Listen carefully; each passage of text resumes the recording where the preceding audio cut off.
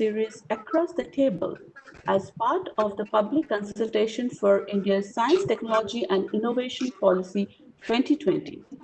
We are very glad to have our eminent panelists, interested viewers, and the spirited team behind this unique initiative. I'm Moumita Koley from DST Secretariat, and I will be the moderator for today's session, along with Anup Kumar from JNU. The discussion today is divided into two rounds sessions. In the first 45 minutes or so, we will be hearing from our panelists on the relevance of the theme, access to knowledge and resources, in the context of STIP 2020, followed by the rounds of questions and answers coming from the general public. Who are watching this live streaming today, I would like to request our panelists to make their answers crisp. Each answer, I would say, should not exceed 3.5 minutes. So as you all can know that this event is live streamed on YouTube, and the hashtag for asking question is hashtag AskSTIP2020Access. I will repeat, hashtag AskSTIP2020Access. So this will help us to filter the questions. So now I will really thank you all to join in this evening with us. Now I will take the opportunity to introduce our panelists for this session.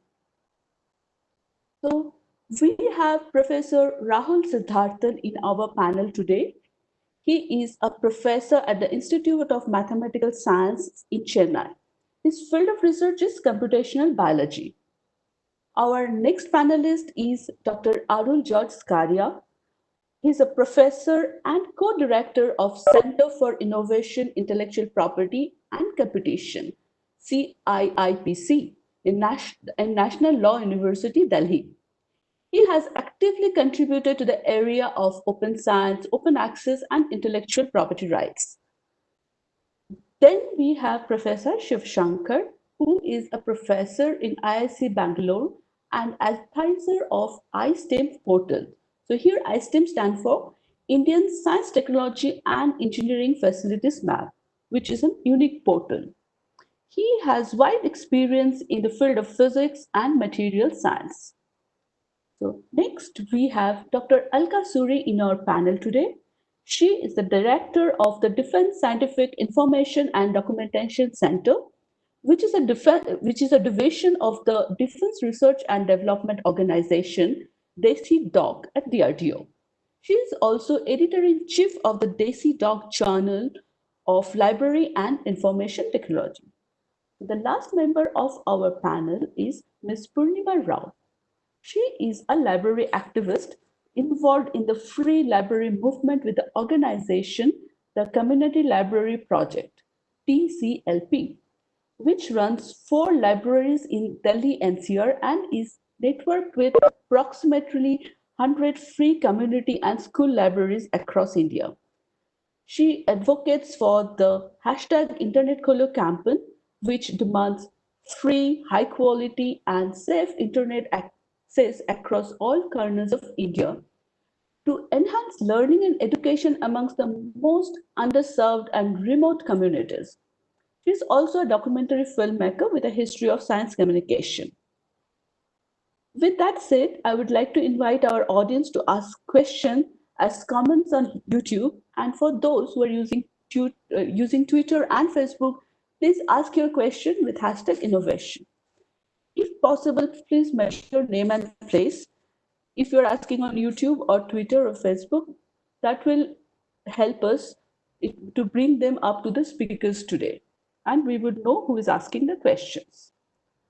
So now I will like to invite Dr. Chagun Basa from Office of PSA, Government of India, for briefing about this activity.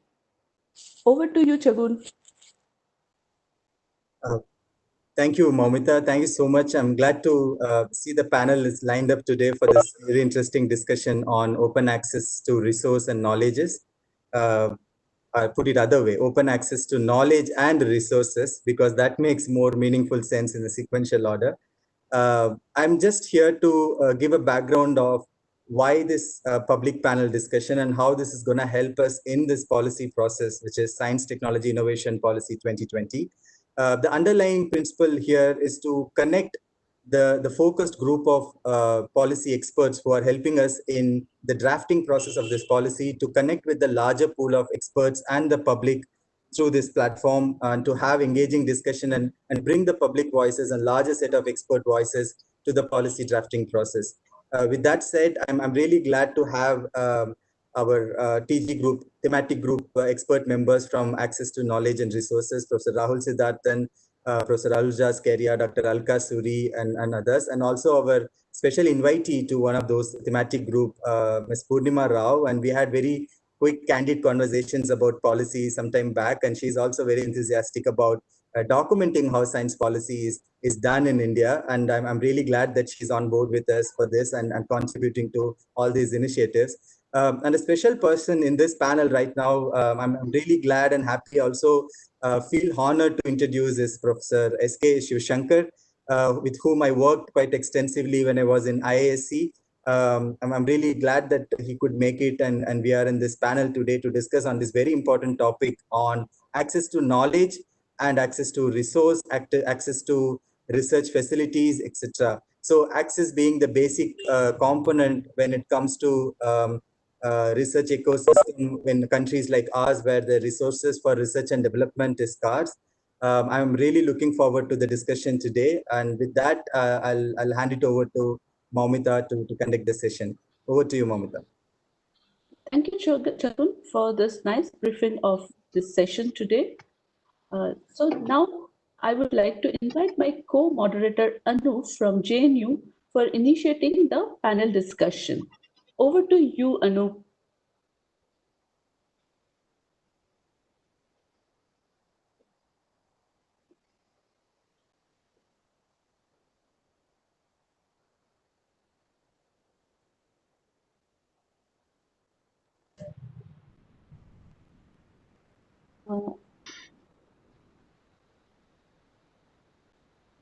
Hello?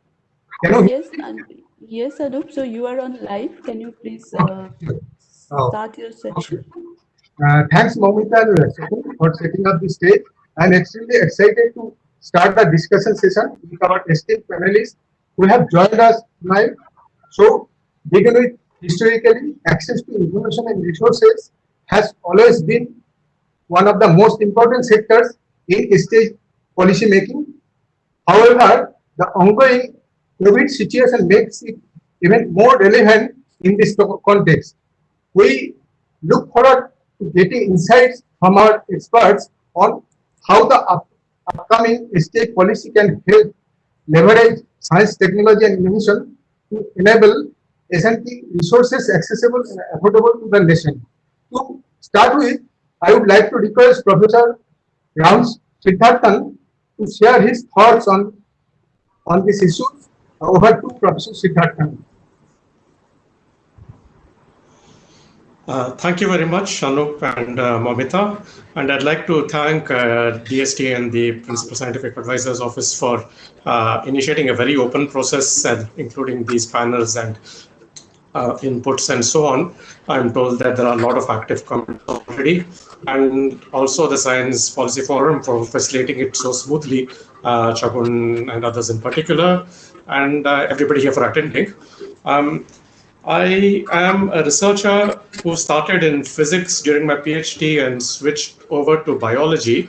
And though unlike many, I cannot say I have expertise in the practice in terms of providing open science, open data, open access, except to the extent that my own work is almost entirely like that.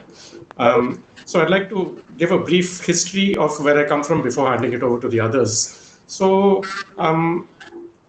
as a young grad student in the 1990s, I joined IISc Bangalore. This was the early days of the internet. Most of the public did not have internet access yet, but IISc did.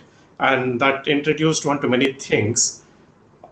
In particular, I was in the physics group, and there was something very new happening worldwide in physics at that time. The guy called Paul Ginspark, 3 years earlier in 91, had started a preprint server that was purely online, with the idea that physicists don't need to wait for a journal to publish the results. It was already common practice for people to mail preprints to colleagues asking for questions, but this way they could put it on a website and everybody could read it. And that website is what we archive.org, spelled arxiv.org. And at that time, it was pretty revolutionary to most of the scientific community.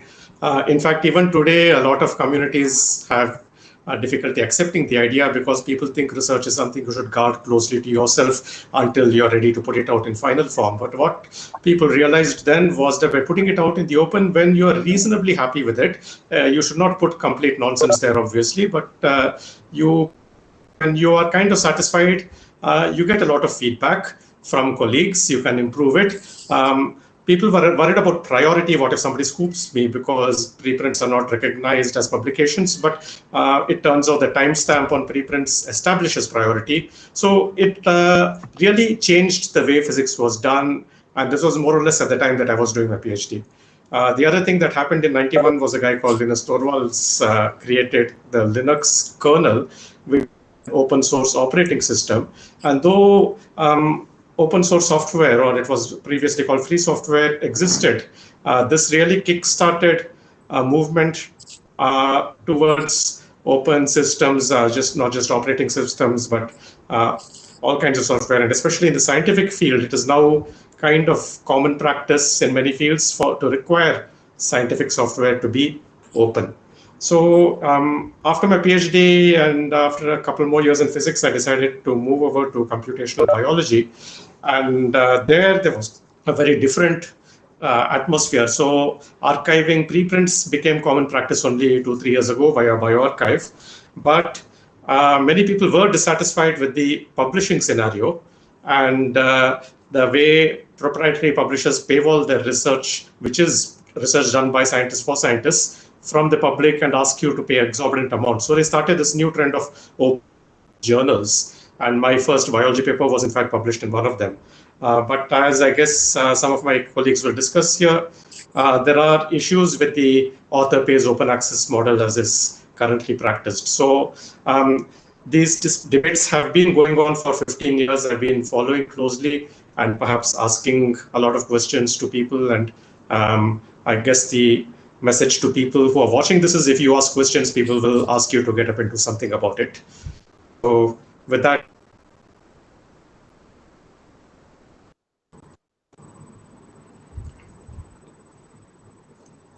Anup or Moumita?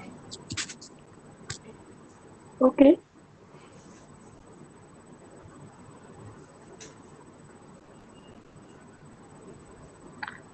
So thank you, Professor Siddharthan, for giving your remarks. It was a very insightful thought that how you went or how you get exposed to this unique idea of open access. So next, I will ask Professor Dr. Arul Scaria to give his initial remarks. Over to you, Professor Scaria. Thanks, Moumita. So first of all, thanks to the DST and also the Office of the Principal Scientific Advisor to the PM for putting together this wonderful program, because I think this is a way a policy making has to happen. So congratulations and best wishes to the amazing team behind this effort.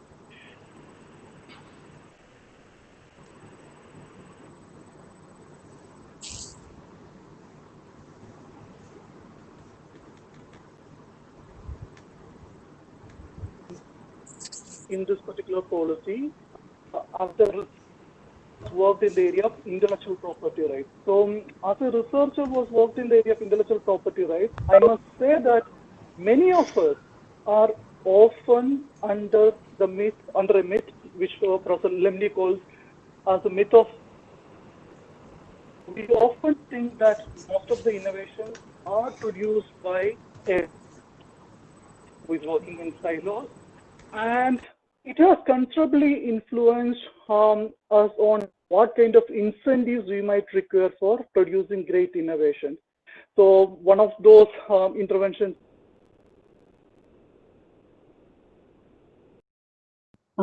May I interrupt one, Professor Scaria? Sometimes your voice is breaking.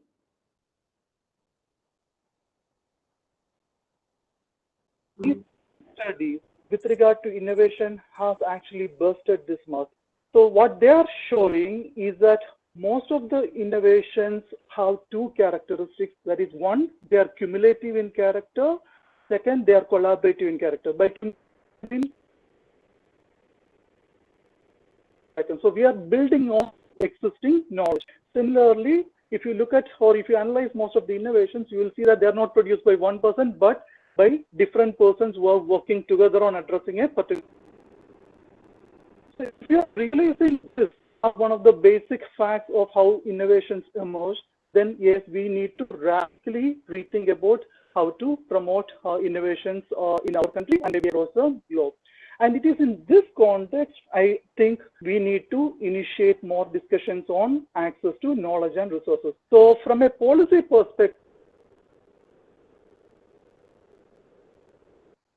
and Innovation Policy 2020 is a radical rethink on what needs to be done to promote innovation. And I think COVID-19 is actually already giving us some insights, because as you can imagine, not one research lab or not one firm or not even one country can address this pandemic, right? So we need to work together to address this particular pandemic. And it's a with most of the challenges which we face. And for that, we need to enable more sharing of resources and more sharing of knowledge.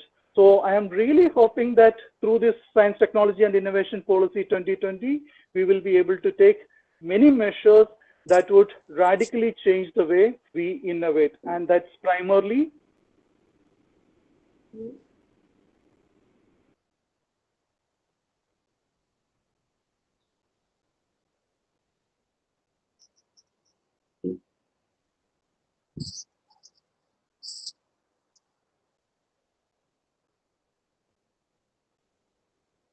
Which one you?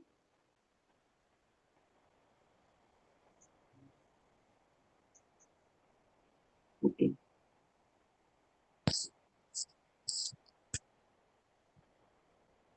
Moumita, I hope I have answered at least partly your question.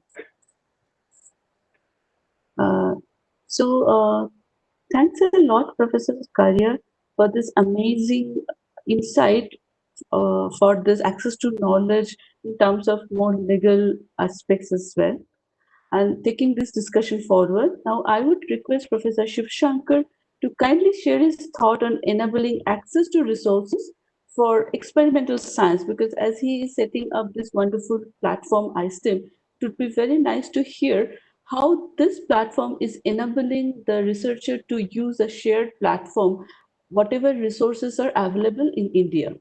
So over to you, Professor Shivashankar.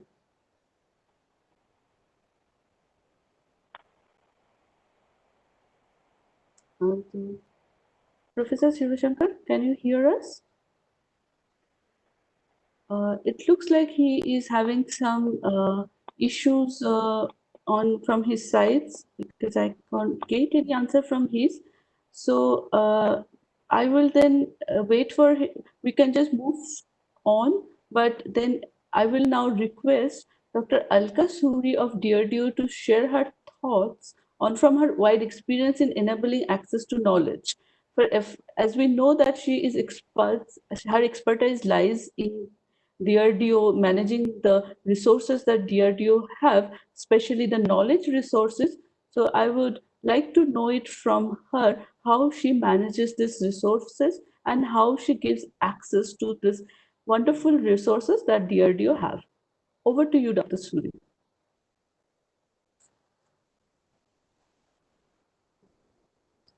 Dr. Suri, you are not audible, so can you please?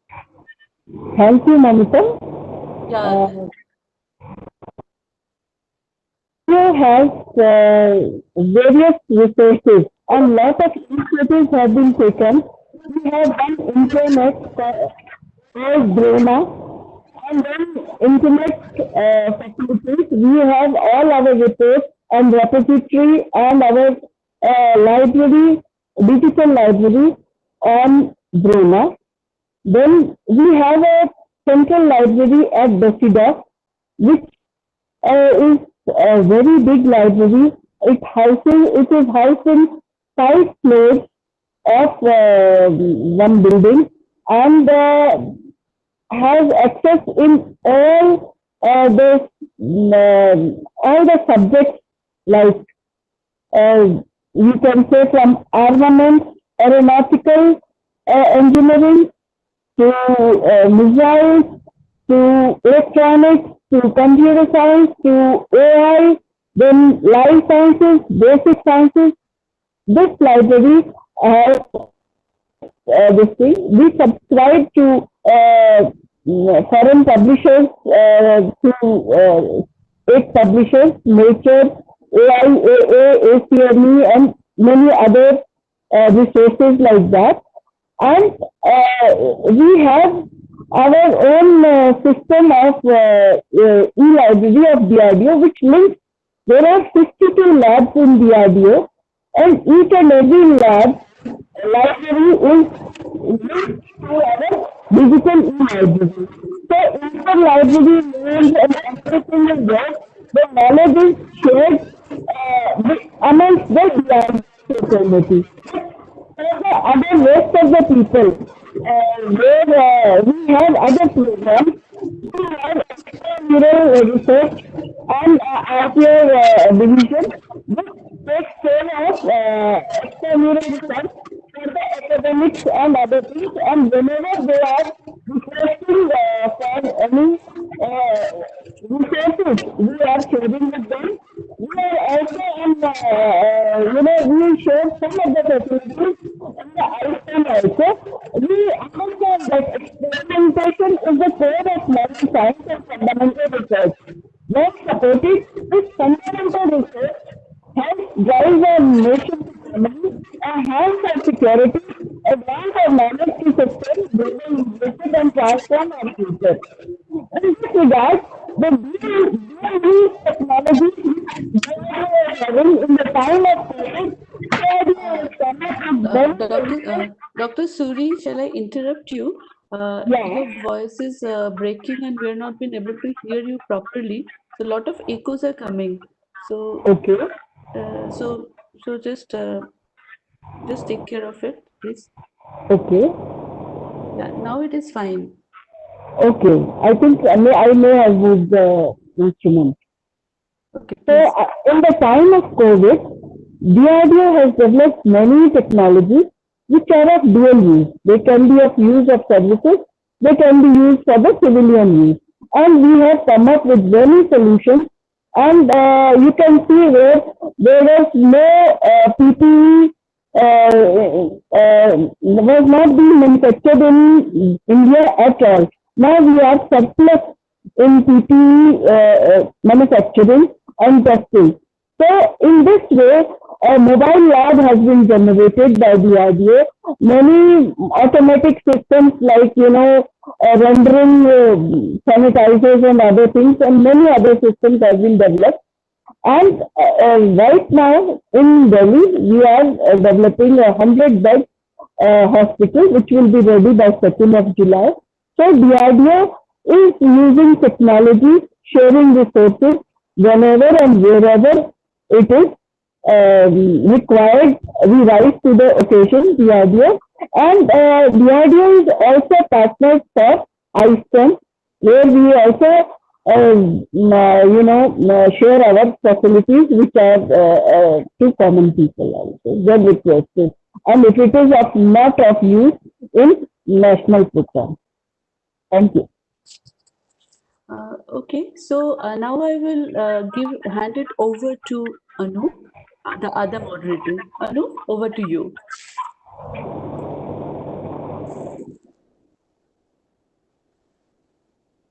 Hello. I had some problem with the camera.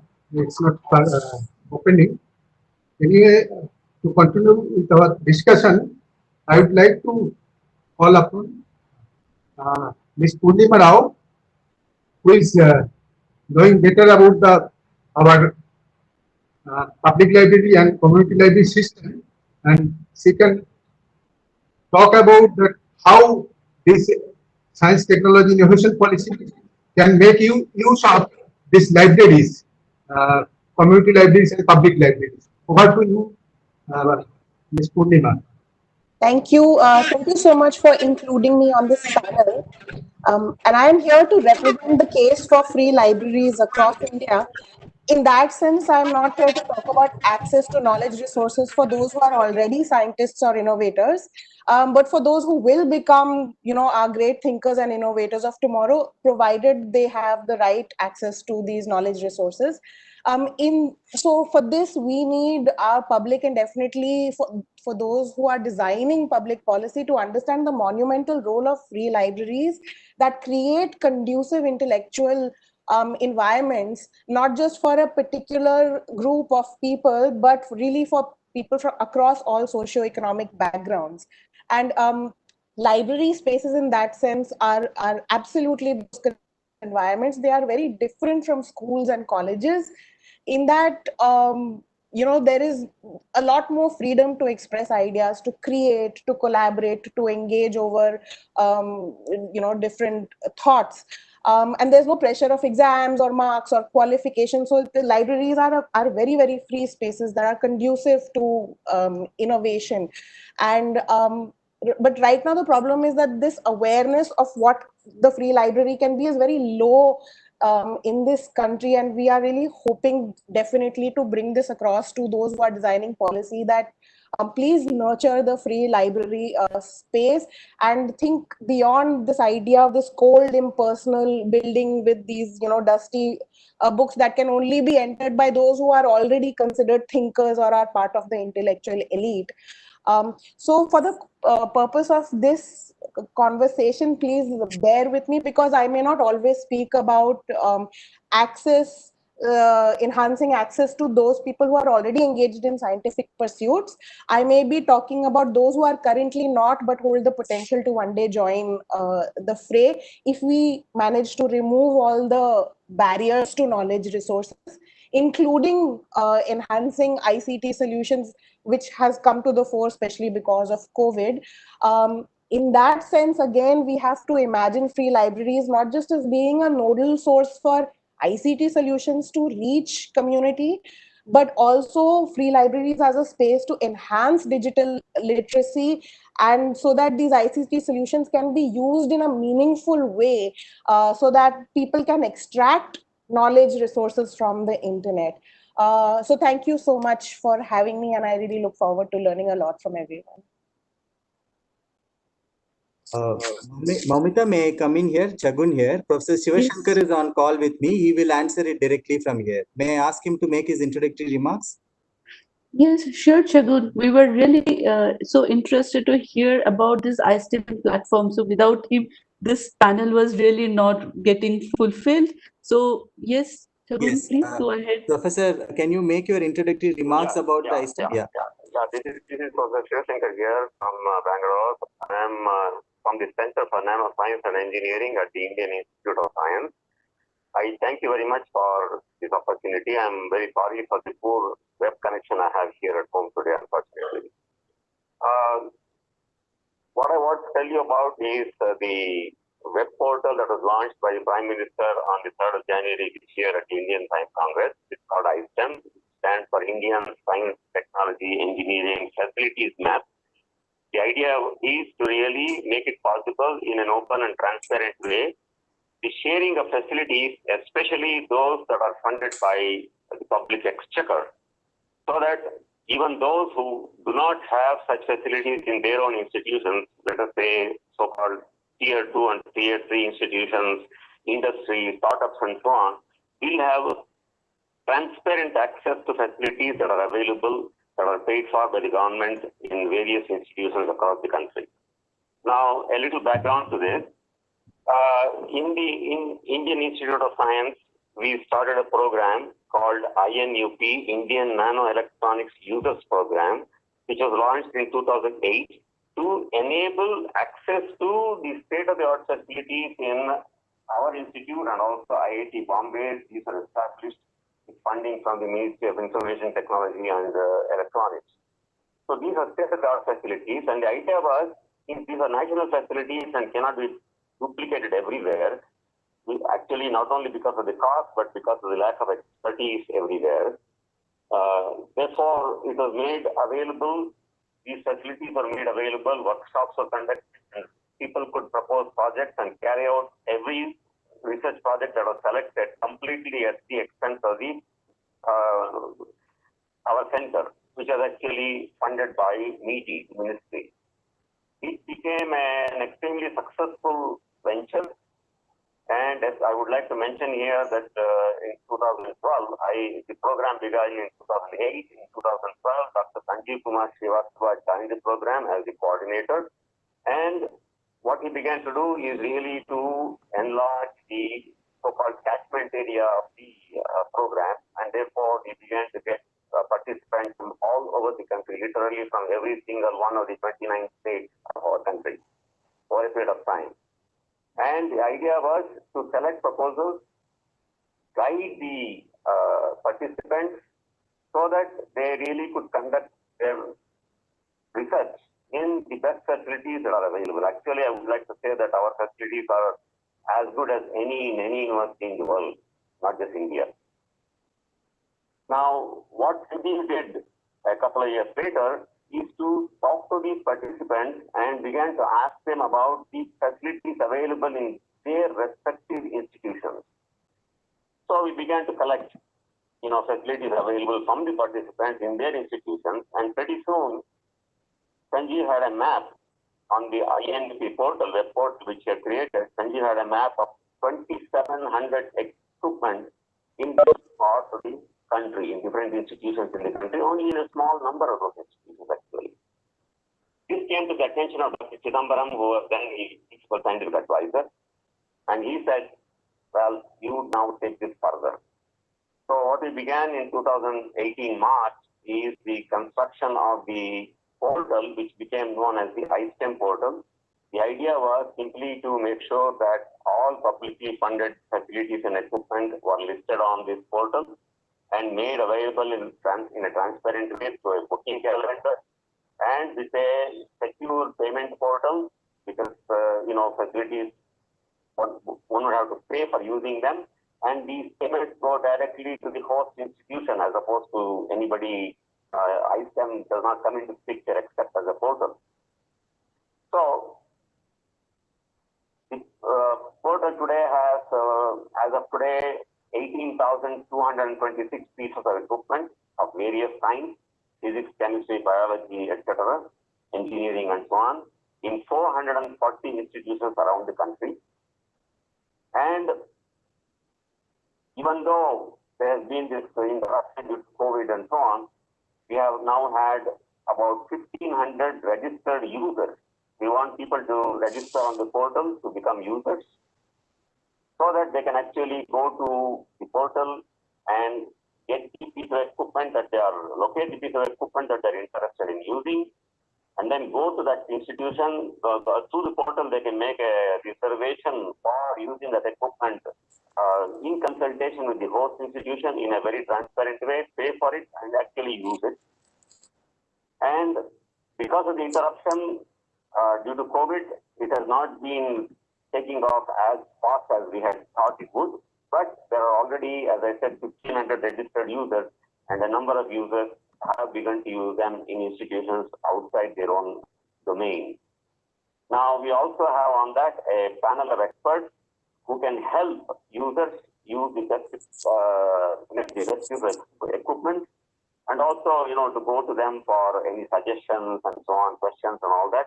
So the idea is eventually we will have a portal that is open to everybody, all researchers in the country, not just academics. It will be open to industry, it will be open to startups and so on, so that there will be a lowering of the barrier of access to facilities that people require, especially those in more remote and smaller institutions where they cannot often even get the grant that they apply for.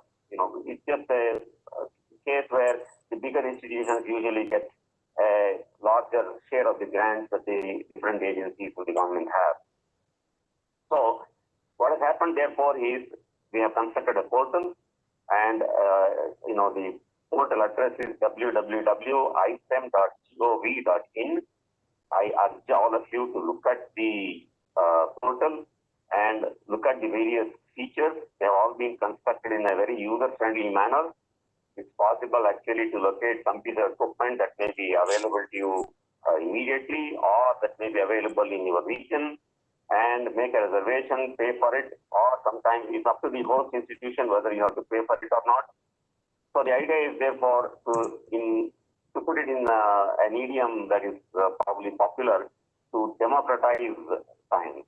Okay, that is level the playing field, especially for the more remote and smaller institutions. And we have actually had, through the INUP experience, outstanding results because of proposals submitted by people from smaller institutions. We actually had a case of where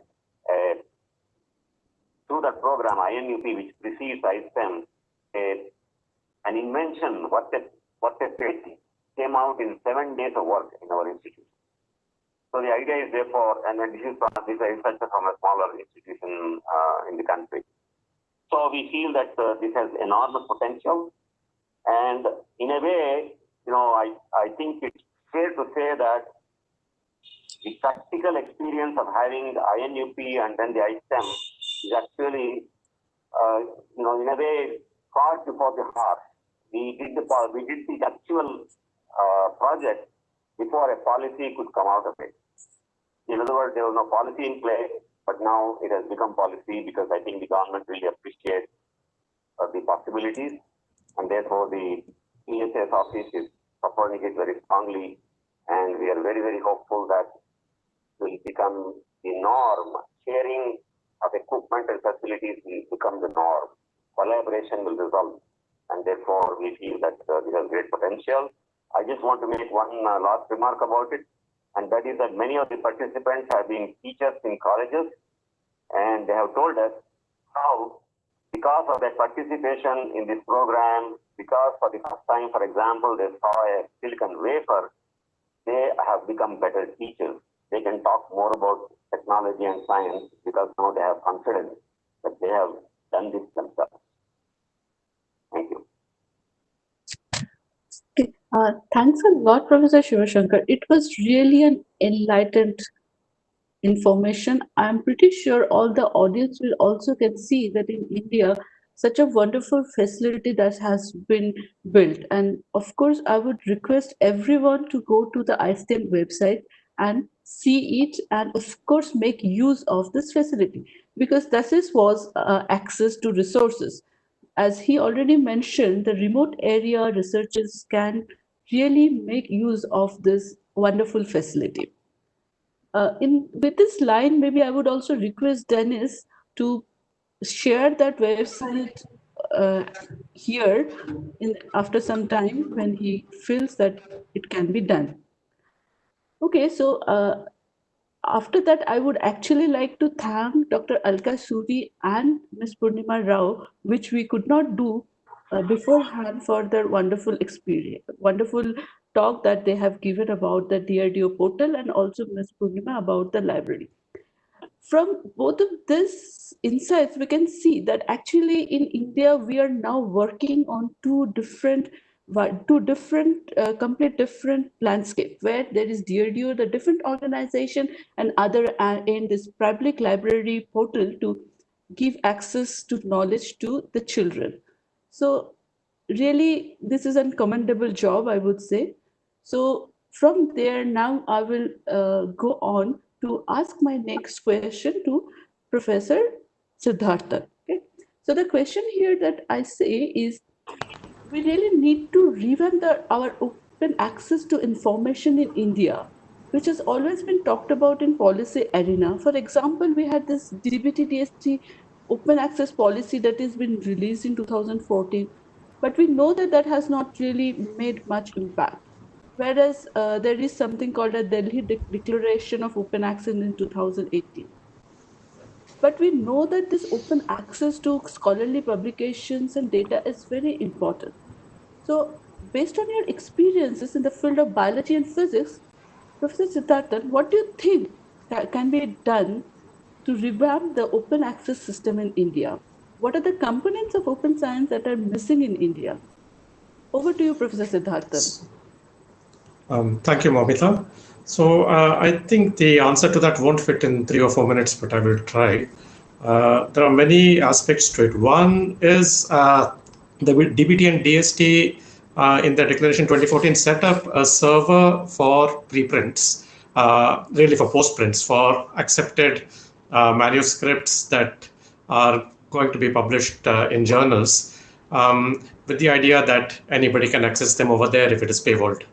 But in practice, in some fields, many journals are open access anyway.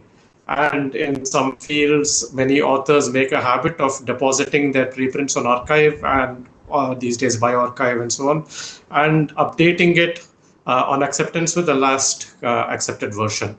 There are even cases in archive where the archive version is more detailed than the journal version because the journal has word constraints. So the question one should ask is, how many papers published by Indians are not open access at all? And the second question is, how many Indian papers are not available on the DBT-DST portal despite the mandate from them?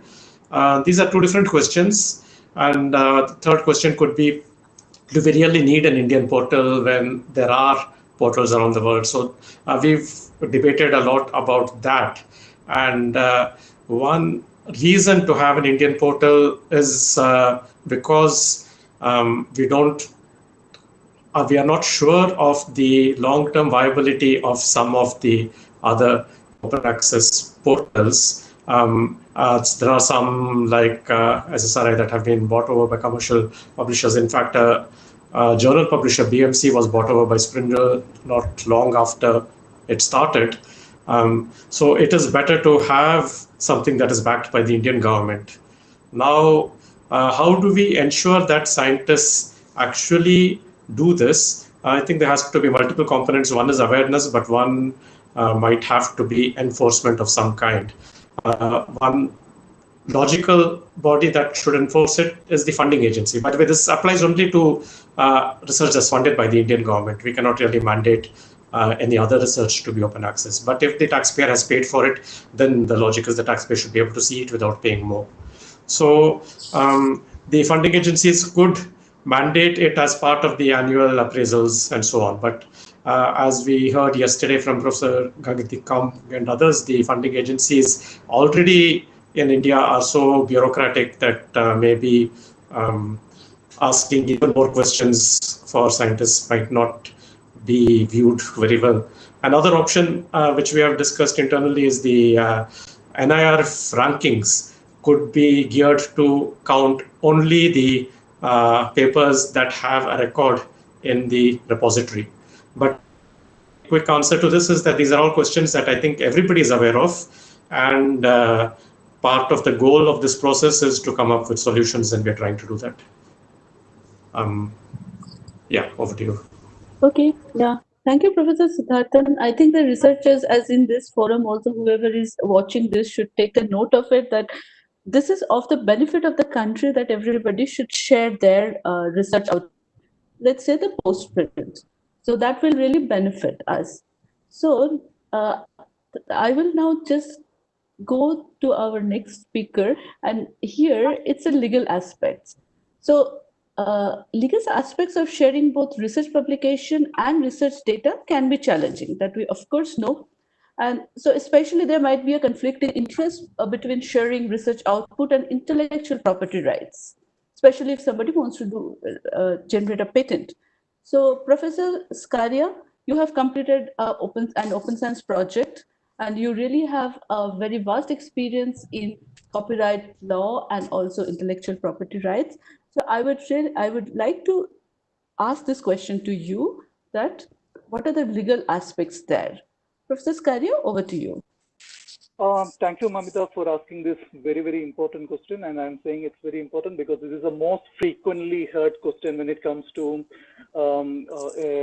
IP lawyers talking about sharing. So I think maybe there are three interrelated aspects here. So the first one is, it might be a myth that intellectual property rights and sharing are in conflict. Because if you, for example, look at the Creative Commons license system, which I would consider as the most beautiful system with regard to sharing of academic or non-academic copyrighted work, you will see that it is built upon the existing intellectual property system. So sharing and IP can coexist. You cited the example of patents, but in vast majority of cases, taking a patent should in no manner prevent you from disseminating information about that particular innovation. So what you can always do is file a provisional application and then share the information with the world, so that you certainly will be retaining the patent rights, and you will also be having, or you will also be enabling the sharing of the information. The second and related aspect is we should definitely go back to the basic issue which I was trying to mention or point out in my initial remarks. That is, we need to really rethink what is the incentive that drives innovation. So as I mentioned earlier, most of our current systems are based on the notion that it is incentives aimed at individuals that are driving innovation, but studies have proven that innovations are more of a social phenomenon rather than an individual phenomenon. And if that is the case, we really have to rethink what kind of incentives we need to provide. And in this regard, I must also point out one important aspect from our Open Science India report. So when we try to explore from researchers how much they actually take from the public domain, I guess the finding which we could see was most of the people said yes, they used to rely on publicly accessible articles as well as data for their research. But when it comes to sharing their research, what we could see was most of the people were reluctant to share it through an open access repository, which kind of indicates that yes, they want to benefit from the public domain, but when it comes to sharing their intellectual property rights or works which can be protected by intellectual property rights, they are very, very reluctant in sharing. So we need to change that. And one of the methods in which we can do that is having a national mandate with regard to postprints, and that's what my colleague Professor Siddharthan was highlighting earlier. So if we have a national level mandate, and which is also enforced in a much better manner compared to our existing policies, we will be able to force researchers to share their work. And the third and the final aspect, which again is related to what I was pointing out earlier, is we need to fine tune our IP system. So if you look at, say, for example, our Indian copyright law, you will see that under Section 52, there are certain set of exceptions which are available. But we need to do further. We definitely need to have more enumerated exceptions which are science friendly and access friendly. For example, one of the emerging questions which is being faced by many of the researchers is text and data mining resulting in copyright infringement? So we definitely need to have a specific exception relating to text and data mining. Many jurisdictions have already taken steps in this direction, but India hasn't taken this step. Of course, some might argue, for example, I also say that yes, it might be covered under the fair dealing exception, but it is always advisable to have a specific exception to deal with that. The second maybe a related thing would be we have certain exceptions as per the Marrakesh Treaty, which is dealing with accessibility for persons with disabilities, but we need to do more in this regard. We need to make more of our works accessible for people with disabilities so that they can also participate in the knowledge creation process. Third point, we also need to convey very clearly to the authors that they have clear rights over preprints as well as postprints. Many of our researchers are under the impression that if they post a postprint in a repository, they will not be able to publish it with a prestigious journal. Again, that is a myth. What we need to do is we need to assert that we have a right to post our postprint in a repository and then also publish it in whichever forum we want. So here we need to create more awareness with regard to the rights of authors, and I think through that awareness creation, they will also bargain better with the publishers and then do the needful. And a related thing could be, I feel there could also be institutional level mandates which can enable sharing. For example, if you look at the Harvard University, you will notice that they have a policy wherein all the researchers give a non-exclusive right to Harvard University over their scholarly publication. The good part of that system is that if you are having a mandate like that, then when you go to a publisher, you can say that, see, I can give you all rights except this because I have already made a commitment to my university or my funding agency. So we also need to evolve those kinds of institutional level measures. So in a nutshell, yes, it might appear that intellectual property rights and sharing are in conflict, but they are actually not in conflict. We can have both coexist, but I re-emphasize, we really need to revisit the concept of intellectual property rights and patents in particular as the sole incentive for innovation. There might be many other incentives that are playing, and we need to focus on those incentives also. Thank you. Thanks a lot, Professor Scaria, to give us such a vivid picture of this issue that actually we can still share, even if we file a patent, there is still the provision of share with this the Creative Commons license and in this aspects. And also I would like also to point out that as he mentioned that the research is not someone's individual property as well. Yesterday also in the panel discussion, we have seen that all the scientists, all the panelists has repeatedly enforced that now the research is really done by many people together. And so we should also now understand that there should be certain aspects of sharing because we are using public money in this. Okay, so with that, I would like to thank Professor Scaria again, and now it asks our second moderator, Anup, to take from here. Anup, over to you. Yeah, thank Dr. Scaria. Now I would like to ask Dr. Shivashankar that premium institutions have excellent state-of-the-art research facilities, whereas the small institutes lack a lot of resources. So we need to facilitate sharing of research resources.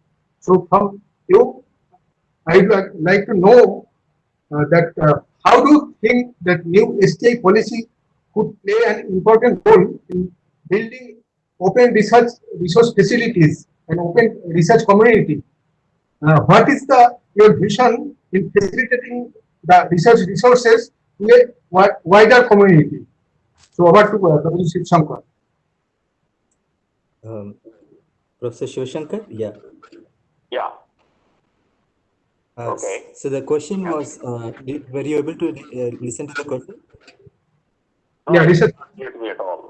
Yes, I will repeat the question for you.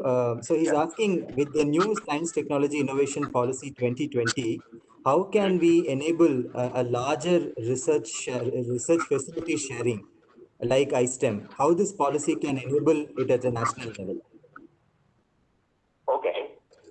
We already seen, and I earlier referred to the INUP that we have conducted in our center, the Indian Institute of Science. It was in a way, it was a small scale experiment in sharing, smaller scale experiment. And it was very clear that sharing facilities, especially those that are created at great expense and those that require much expertise to use and interpret, etc., makes a big difference, because I do want to mention that, dozens of theses have come out of it, many high quality publications come out of it, reports have come out of it, and actually patent application filings have been made on the basis of that. And all this usually with the short engagement at the institute. They would get an appointment and maybe they would spend a week or 2 or 3 or something. And because our facility is really up and running and we have experts to help those who come there to conduct the projects, it has become very productive.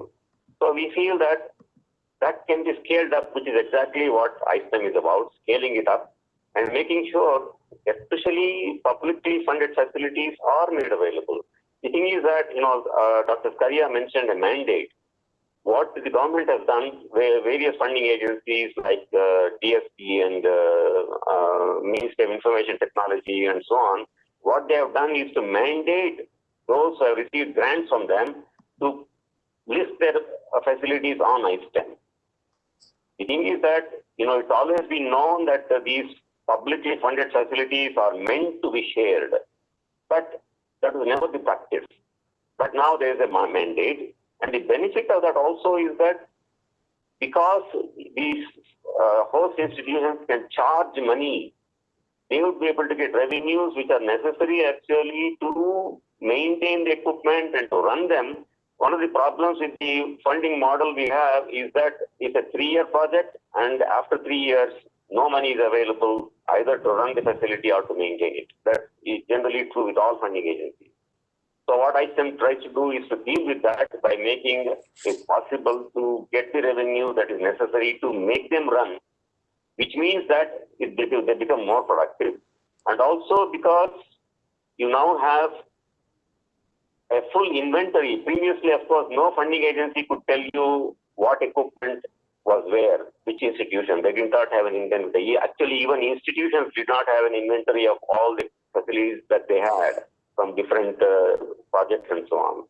So what ISTEM does is to give a live inventory, and therefore it enables funding agencies to make optimum use of their grants to ensure that duplication is reduced and use of existing equipment is increased. Their maintenance becomes possible through this stream of revenue, and therefore in general it gives access to researchers from smaller institutions or bigger institutions, from industry and startups and so on, to facilities that are available, that are already funded publicly, and they are now running because they are now made to run. So I feel that this approach is very, very efficient in terms of creating an ecosystem where people can use facilities in an unbiased manner. Okay, previously, if you had a connection with a researcher, okay, maybe as a personal favor or something, you could get access to it. But now that won't be necessary at all.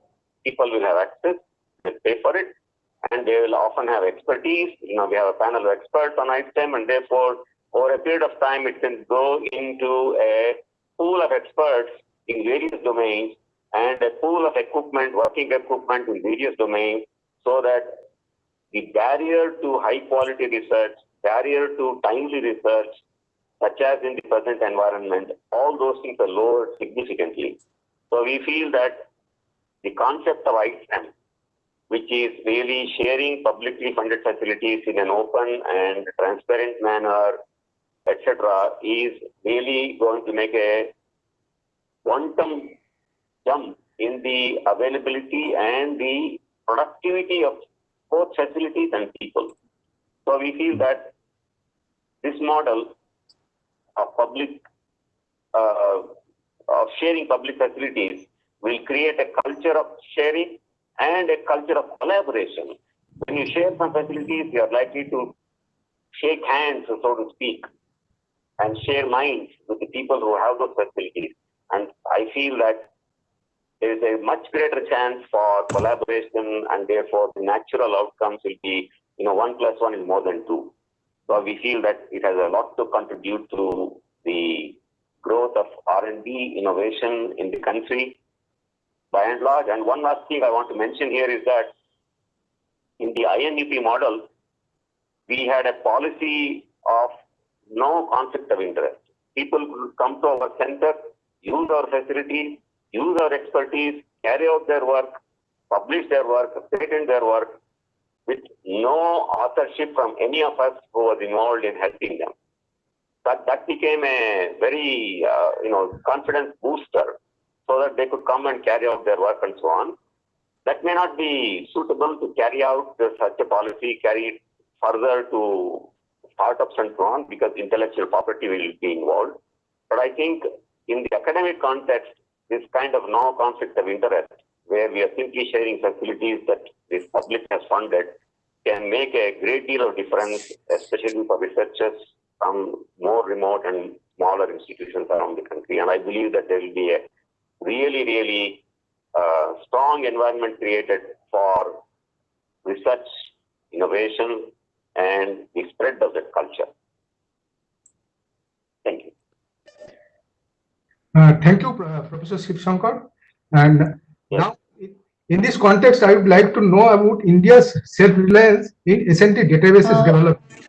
Sorry, Anup, I will just intervene here a little bit because our social media handles are flooding with questions. So before we move on to this question, I will like to ask a question to Professor Siddharthan, which we saw from Twitter. Okay, then we can move on to this self-reliance question. Okay. Okay, thank you. Thank you, Anup. So I think I see two interrelated questions in Twitter. One is from Professor Vivek Singh from BHU. So he asks that deposit in our institutional repositories are very poor. Despite this DST DBT open access policy, which mandates the researchers to do so. So what can be done here? And also in the similar line, Sridhar Gautam, senior scientist at ICER, has asked in Twitter, how can we motivate ourselves to practice open science and open access? So Professor Siddharthan, Okay, I think over to you. Thanks, Moumita. I think Professor Vivek's question was partially answered in my last reply, but let me state we are still, I mean, everybody's aware of the problem that despite the repository mandate, scientists are not doing it. At some level, it can only be enforced by the funding agencies. But one option that could be discussed is, can the NIRF rankings only consider papers that are indexed in this repository? So these are things that we are talking about. Side by side, I feel awareness has to be grown. So like Scaria said a little while ago, many scientists are not aware that it does not impinge on their individual intellectual property or on their ability to publish in a journal to put out a preprint. And I have seen how attitudes are changing in biology in the last couple of years. Even now, you see various scientists objecting to preprints on bioarchive on the condition, on the grounds that it's not peer reviewed and so on. But that's kind of the point. It is you as the reader is supposed to review it. We're seeing new innovative ideas coming out, like where having submitted on bioarchive, you can also submit, you can link it on Review Commons and solicit reviewers. And what happens is they are working with about 10 or 20 journals who are on this scheme, including eLife and the PLOS journals and so on. The Review Commons gets 3 reviewers from members of that community. And once 3 people review your journal, you can submit your paper, you can submit the reviews and the paper to a journal. And a colleague of mine tweeted recently that he tried this out and it worked extremely well and got published in eLife. So these are all, apart from the stick of saying we won't recognize papers that are not on this archive, we also need to give carrots. In the context of the Indian repository, as I said, do we really need it where international repositories exist? And the answer would be they don't exist in all fields. And even when they do exist, in some cases, I mean, there are a lot of dubious repositories out there. Most notoriously, there is a repository called VIXRA, V-I-X-R-A, which is the backward spelling of archive. And if you go there, you'll see staggering amounts of pseudoscience there.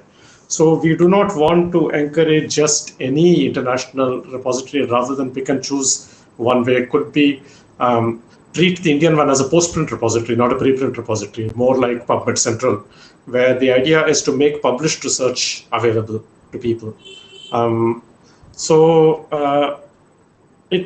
The idea is it should be mandatory for scientists to make their paper available. The Indian government should enable it. Scientists should also be encouraged to submit preprints. This is happening in some fields and not in others. And we need to increase awareness of your rights, your intellectual property rights in these matters. Another aspect, I think, as Prof. Scaria mentioned, is transfer of copyright to journals, which is used to be common practice in every journal, and it's really decreased a lot in some fields because funding agencies insist on putting a paper in a repository that's accessible to all. So many things need to be done. I don't think there's a simple answer, but people are working on what can be done in various ways. Okay, thank you, Professor Siddharthan. It was very enlightening, and I think that we could answer the question of both Vivek Singh and Rita Gautam. So now I would like to go again to our moderator Anu with his question. Anu, over to you.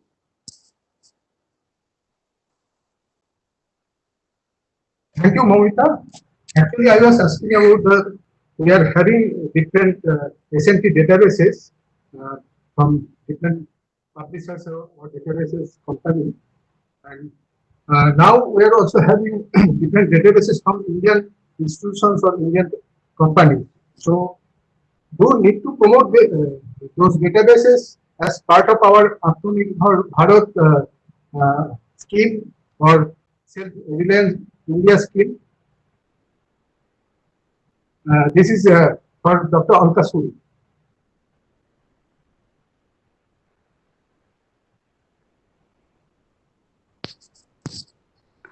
Over to you, Dr. Suri. We can't hear you. Yeah. See, India definitely journals provide open access without APC. Such a platform will help Indian science and technology community with a greater opportunity to publish their scholarly content.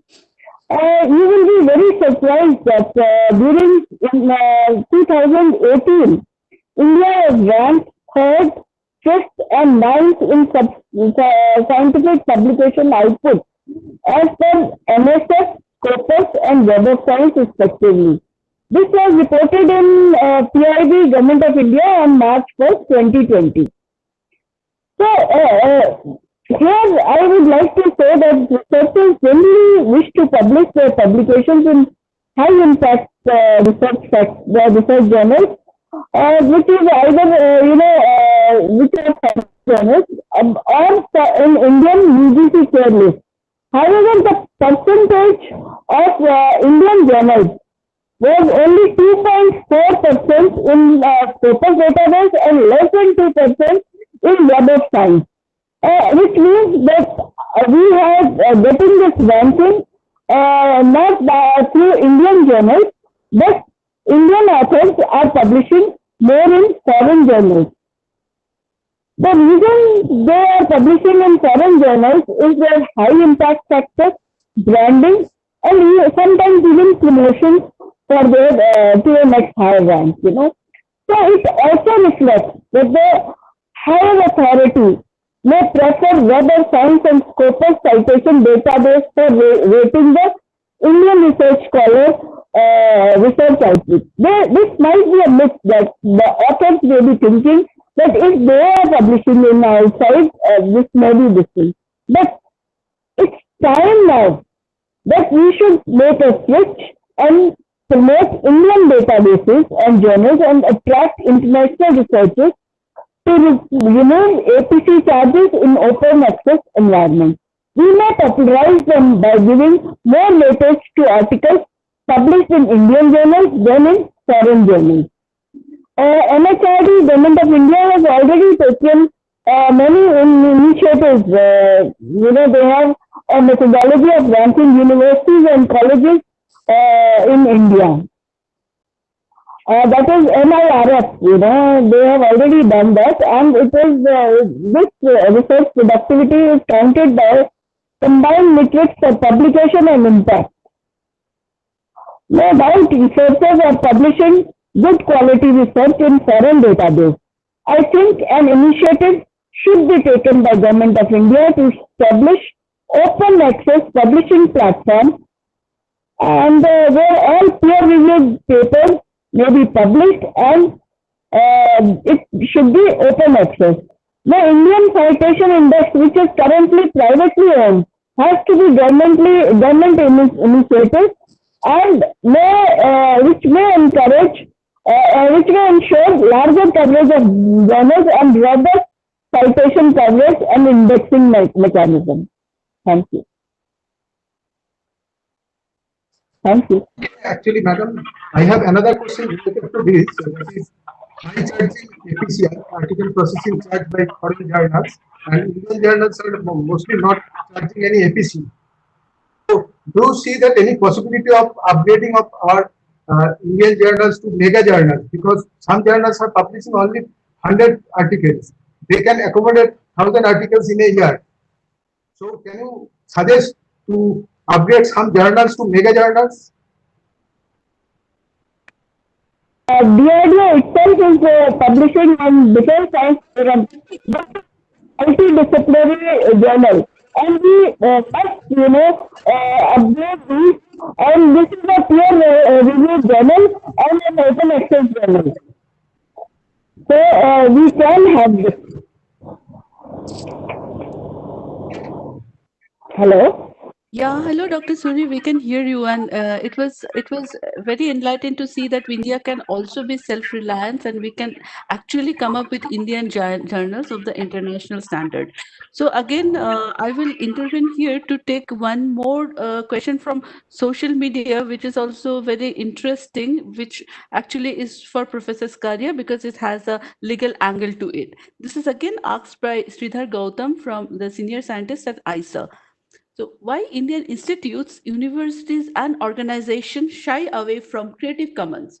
Why don't we use and apply the Creative Commons license? So, Professor Scaria, over to you for this question. Thanks to Mr. Gudam for that really interesting and good question. So maybe I should clarify first. I was citing Creative Commons primarily to illustrate that intellectual property and sharing can coexist.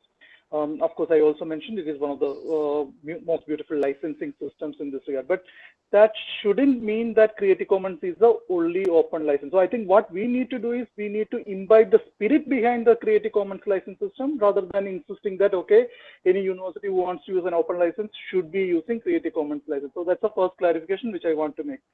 The second is a more, I would say, important one, that is, why are we not sharing with an open license like Creative Commons? So here, if I look at the data which we had from the Open Science India project, as well as also a smaller study which we conducted in the state of Rajasthan, what we are seeing is that when researchers hear the term open access, they are only thinking about one particular model of open access, that is a gold open access model, wherein the journals are charging article processing charges. For example, in our survey, the national level survey, more than 42% was saying that one of the factors that discourage them from open sharing is that they are not willing to pay money to the publisher to publish their article.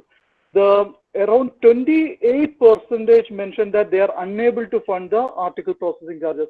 Again, I mean, both these shows that whenever researchers are hearing the term open access, they are only thinking about this gold open access model. And that, I think, is the area where we need to create more awareness. So we need to tell people that open access also has different shades, and maybe the most suitable one for our purpose would be the green open access mode, wherein you can deposit a postprint of your publication. That is a final peer-reviewed version, but the one which is just before the typesetting by the journal. So there is nothing that prevents you from putting that postprint in an archive, and this information has to be communicated to the research community. I think that's the first and most important step that we need to take. The second aspect, which again I think I am drawing again insight from our surveys at the national level as well as Rajasthan survey, that is, we also ask them what benefits they received through sharing publications as well as data. So in both the situations, both at the national level as well as at the state level, we could see that most of the people said, oh, they didn't really get much benefit. So we need to communicate to the research community also what benefits they can get through open sharing of their publications as well as data. So I think with these kinds of awareness steps, we might see more people using open licenses like Creative Commons. But thanks again to Mr. Gautam for that very, very important question. Okay. Thanks a lot, Professor Scaria, to enlighten us about the issues of Creative Commons license and patenting. So I think that all of us is getting much more clear about the idea that patents and sharing can really go hand in hand. And Creative Commons license also essentially have a lot of aspects that we can really use. So now I again would like Anu to ask his next question. Over to you, Anu. Uh, this is questions for Ms. Purnima. So this related to how public library system, actually we are not having this kind of national database of public libraries or community libraries, online database, and also so there is gap where our innovators or our SME entrepreneurs can go which public library and which are the resourceful public libraries having access to uh, internet or access to databases. So, how can we have this kind of databases for the library users? Over to Ms. Purnima Rao.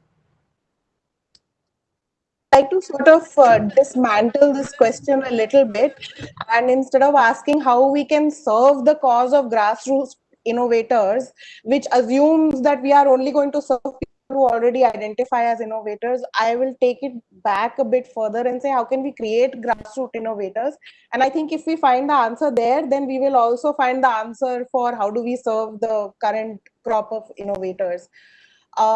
We have to answer the question of how can we create grassroots innovators, especially amongst vast populations of Indians who just have never had proper access to knowledge resources, what we are calling knowledge resources. And to my mind, as a library worker, this is the most relevant question when it comes to growing a generation of innovators. So the question for me is not whether ICT facilities are adequate or not. In short, they are not adequate, definitely not. We have a long way to go. But ICT on its own will not solve the problem of access, because we do have public spaces and public services where computers are offered. But the question is who really is getting to use them, who has the permissions to use them, and who has the digital literacy to use them. So rather than just focusing on whether ICT facilities are adequate, the question is whether public library facilities themselves are adequate or not, and whether public libraries themselves are being supported with the right intention and energy or not.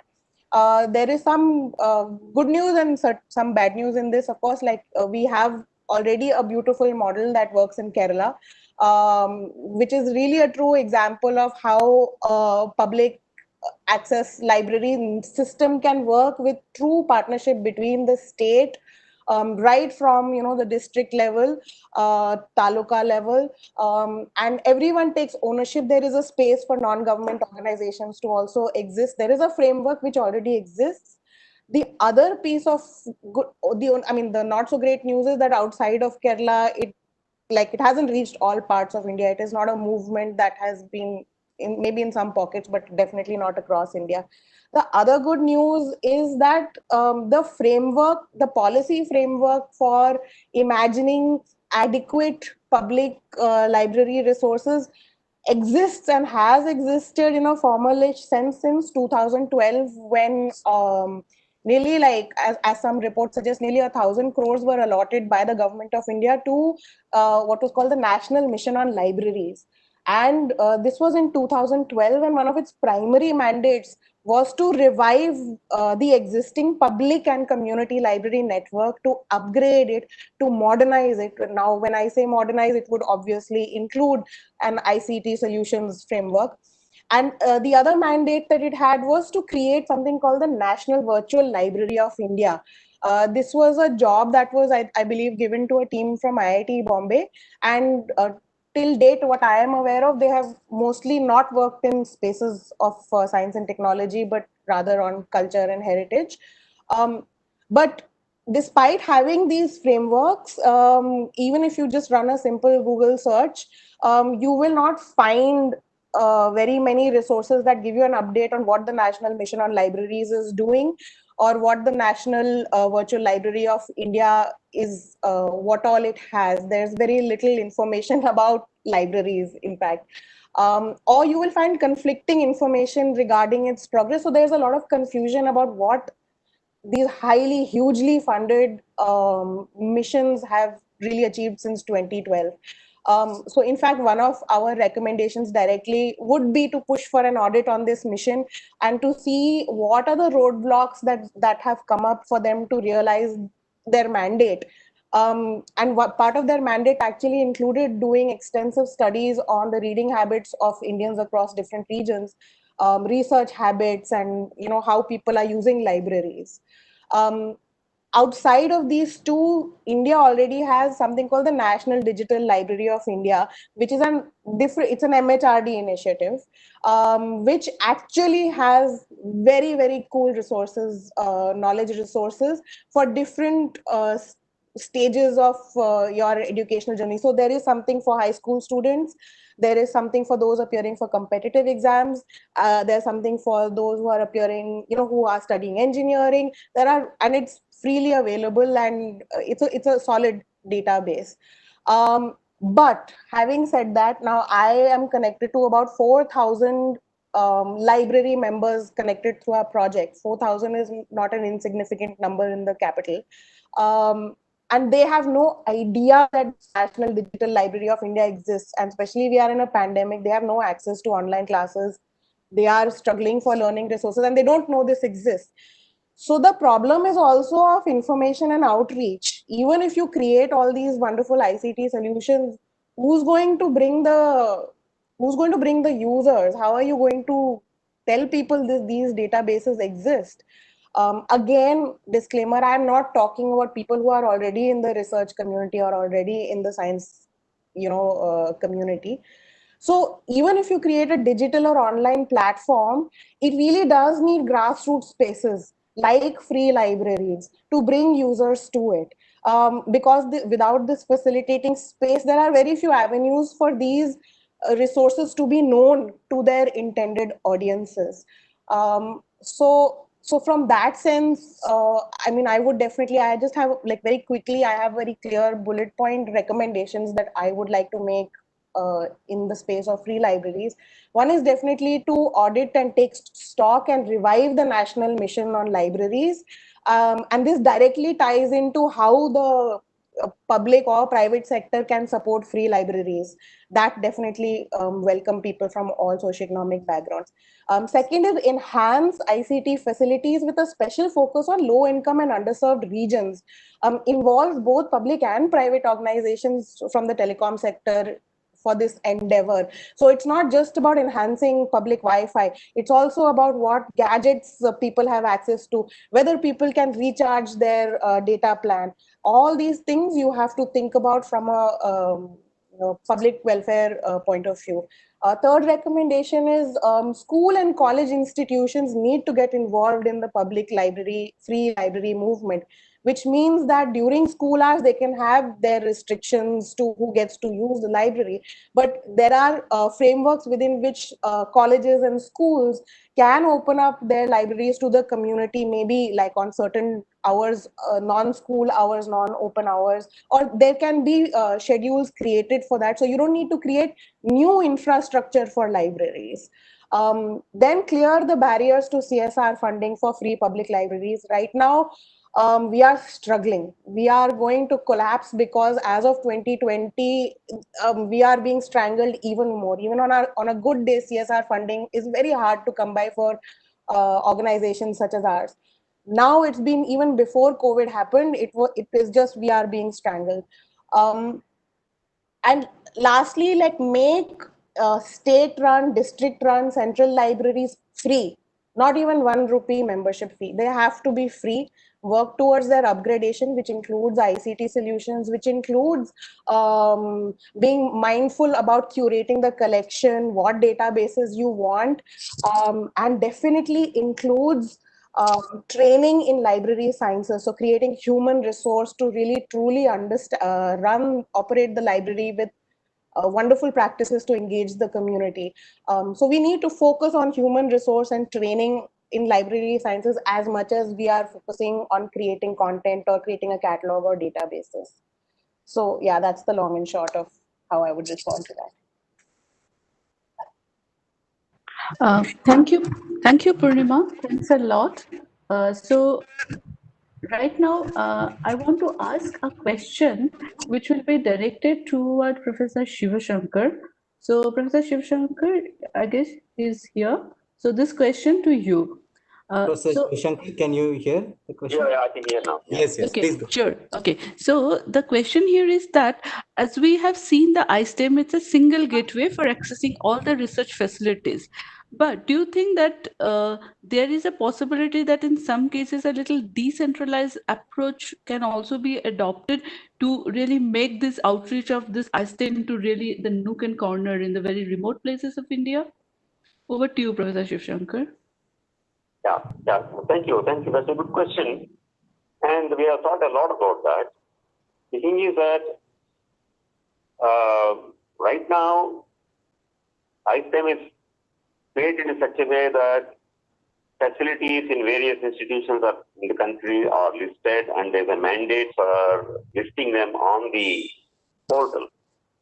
Now, the thing is that if you make reservations through this portal, then the use of that instrument gets recorded, and therefore, there's a log of the use of a particular piece of equipment in a particular institution, and this log is available to the funding agencies to see to the extent of use of this equipment, and actually it also helps very much in ensure that they are working properly and available, uptime is great, and so on.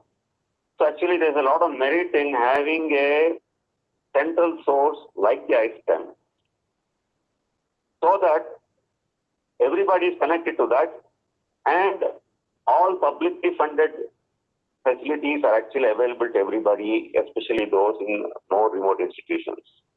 Now, if they are decentralized, what will happen is that, it will be very difficult to have a log of the use of facilities in a given institution. And therefore, and also these regional institutions may not make it available to those outside that region and so on. So I feel that having a decentralized system is going to defeat the purpose of a facility of a platform which is really meant for everybody.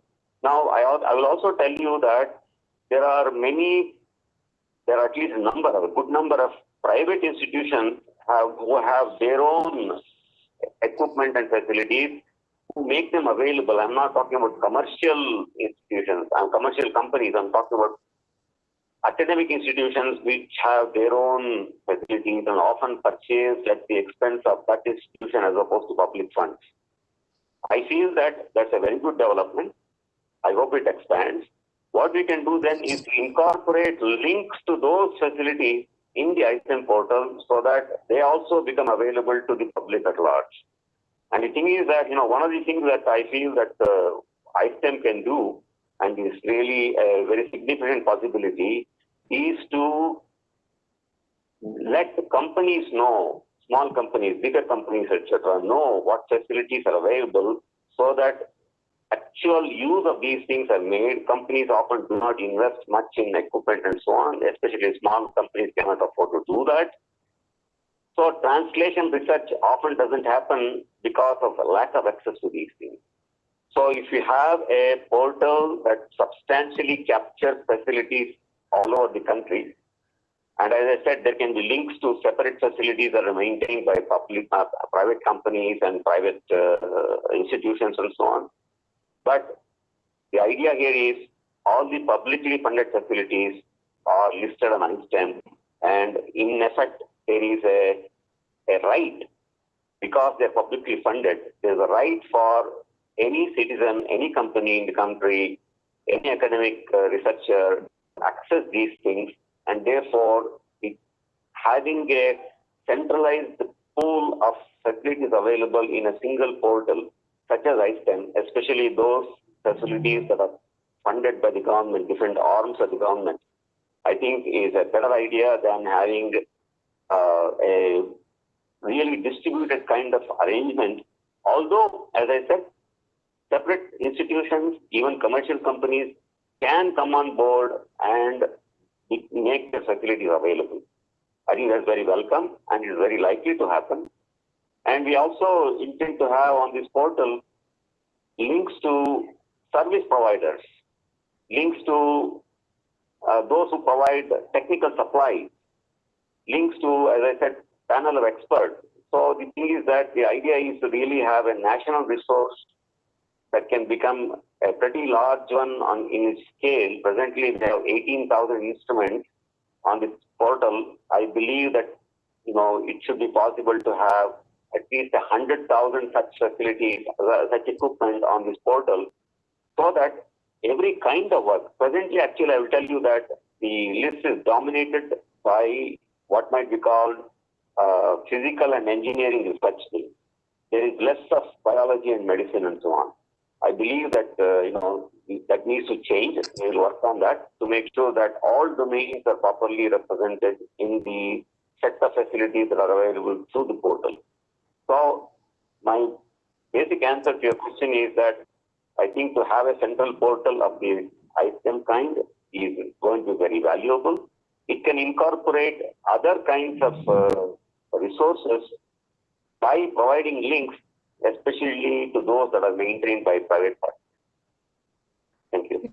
Thank you, Professor Shivashankar, and you will be happy to see actually we are live streaming the ISTEM government portal. So everybody who is seeing this live stream can see the government portal. So actually my request would be whoever is seeing and actually would need this kind of facility, please make use of the facilities, and private institutions, if they want to put their face in the ISTEM, of course, please get in touch with Professor Shivashankar, and let's make this portal a real success where everybody who wants to participate in the research, in the Indian research ecosystem, can have the facilities for them. Okay, so thanking you, Professor Shivashankar, again. So I will again go back to taking questions from social media, because there are again very interesting questions coming up. So I see an interesting question which is asked by Sanmati Jinendran Jain from IIT Kanchipuram. It's a question from YouTube. So she asks that, can India adopt green open access as a national policy for making scientific literature available to all people? So this question I will ask Professor Rahul Siddharthan to answer, because we are already debating on this in the STIP 2020. So maybe Professor Siddharthan can enlighten all the community about what exactly we are thinking on adopting the green open access. Over to you, Professor Siddharthan. Thank you. Yes, the short answer is the DBT-DST policy of 2014 already is effectively a green open access mandate. Supposed to put your postprint in their server, and that's the definition of green open access. Just to recap, as Arul also pointed out earlier, green open access means making your paper available in some form as open access, and gold open access means the journal makes it available already, typically through an APC. And the mandate is there for DBT-DST funded projects, and we are talking about expanding it. In fact, there was this Delhi declaration that Moumita mentioned in 2018, and there is on later statements and discussions. The idea is, in fact, to expand it to all of science. And maybe all of academia, I don't know, but we are talking about science and technology here. I would also say that thanks to tools like Microsoft Academic and Google Scholar, put a postprint of your paper on your own web page, which, for example, many computer scientists have been doing since the 90s. These search engines will find it. So if you search Google Scholar for a paper, typically, if that paper is paywalled, it will give a link to the paper that is archived on somebody's web page. And so there is an old statement by one of the internet pioneers, I forget who's saying the internet roots around censorship. In a sense, I think that also applies to paywalls. But yes, we need a policy. We don't on people who do this, which is not strictly legal. You can't put the journal formatted version of the paper on your website unless it is in fact an open access journal. People do it, but it shouldn't be done. So we need a legal policy from the government to mandate it, and it is already mandated by DBT DST. It needs to be expanded and enforced. If I can take another minute, the flip side of open access to papers is also data, because it is not just about reading your research publications, what your methodology and so on, but you, in most aspects of science, you also want to be able to reproduce what the authors did. And for that, you need access to data. And in some fields, like in bioinformatics, this has been recognized again for 20 years now, and there is something called the Fort Lauderdale document that was initiated by Wellcome Trust at a meeting in Fort Lauderdale in 2003. But essentially, the upshot is that all bioinformatics sequence data, except when it concerns human patients, is basically uploaded. It is required to be uploaded to standard repositories, even at the time of submission of your paper, not just upon publication. And again, this is expanding this kind of view to other fields is something we are talking about because it's necessary for open science in general. Many other sciences, the attitude is more like, if I generated the data, I have exclusive rights to it, not just for my first paper, but for subsequent papers after. And that attitude needs to change. Yes, thank you.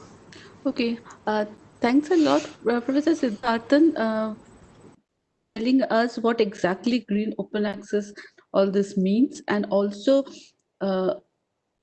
it is interesting to know that the research data, because we are just talking about open access to scholarly publication, but we all know that just not the publication that is really enough to reproduce the results. We have supporting information part, or even a lot of other associated data with that papers, even a very high volume data, which also needed to be on the open platform in a fair format. So of course, all this needed to be done, and we should, to make the open access to knowledge a feasibility, we should also look into all this. In that line, actually, I see another question which asked by Nimita Pandey from DST Secretariat. So she asks that, is there a mechanism to regulate the pricing of high impact factor journals publication? And how can we make them accessible for institutes in Tier 2, Tier 3 cities? This question I would like to ask to Professor Scaria, because we had a lot of debate about it, and there are definitely two different views and two different ways to look into it. So I would request him to enlighten us about both the views. Professor Scaria, over to you. So I think it's a great question, but I wish there was also a librarian on this call to answer it better than me. But I think the broader point, which I guess most of us on this panel would agree, is that we definitely need to have a relook on what is considered as more important, where we publish or what we publish. And to me, we need a radical change in our approach. The focus should absolutely be on what is published rather than where is published. And the moment we are able to do that, of course, I mean, there might be different steps that might be required in this regard, which includes promotion of more collaborative non-APC journals coming from within India, because we, at the moment, again, I re-emphasize, we are going in a path which I guess many others have also taken, but which is now considered a wrong path, that is going the APC model. So instead of taking that approach, my suggestion is that we need to find alternative non-APC collaborative publication approaches.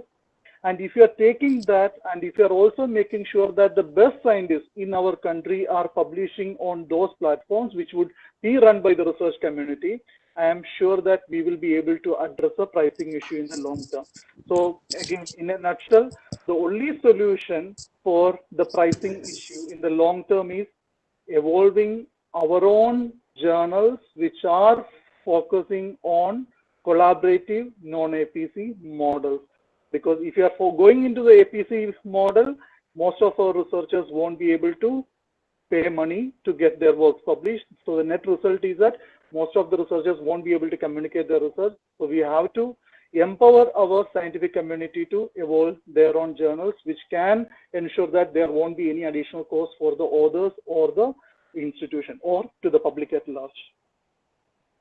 Okay, thank you, Professor Scaria, for your point of view. But actually, I would like now to pose the same question to Professor Siddharthan. I think he might give another different kind of view. So the question to you, Professor Siddharthan, and I will repeat the question once more. So is there any mechanism to regulate the pricing of high impact factor journals and publication? And how can we make it more even? So for example, it can be accessible for institutes of tier 2, tier 3 cities. Accessible here, I guess we mean that how they can afford, because APC is very high, so how they can afford to pay this. So there should not be any disparity between a researcher from a big institute and a tier 2, tier 3. So Professor Siddharthan, over to you. We look forward to your view in this.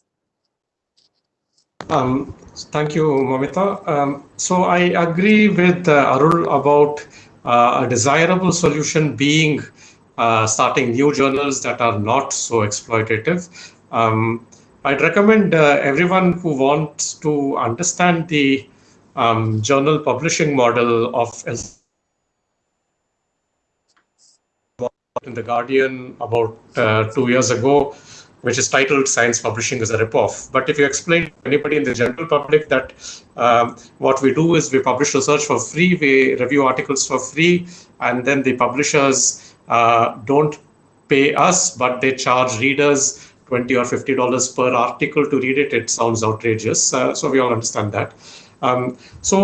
The open access author pays model was meant to solve that, but it was in first world countries without understanding third world realities, let alone tier 2, tier 3 cities in India.